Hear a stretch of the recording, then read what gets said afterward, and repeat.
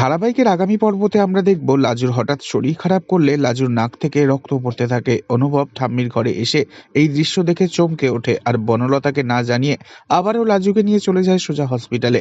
সেখানে ডাক্তার লাজুর চিকিৎসা করতে থাকলে অনুভব লাজুর কেবিনে বসে লাজুর হাত ধরে বলতে থাকে, কিচ্ছু হবে না লাজু, তুমি একটুও ভয় পেও না, আমি আছি তোমার সাথে। এরপরই দেখা যায় লাজুর বিপদের কথা জানতে পেরে সুদেব হঠাৎ গ্রাম থেকে চলে আসে শহরের হসপিটালে। সুদেব কেবিনের ভেতর ঢুকতে গেলে নার্স বাধা দেয়।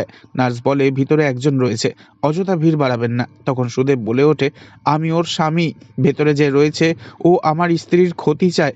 একথা শুনে চমকে ওঠে অনুভব আর কেবিনের বাইরে বেরিয়ে এসে নার্সের সামনেই সুদেবের জামার কলার ধরে সুদেবকে মারতে যায়।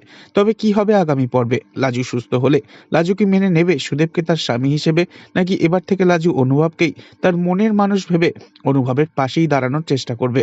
তা জানা যাবে আগামী পর্বে। তাই নেক্সট আপডেট জানতে অবশ্যই সাবস্ক্রাইব করে রাখবেন। ধন্যবাদ।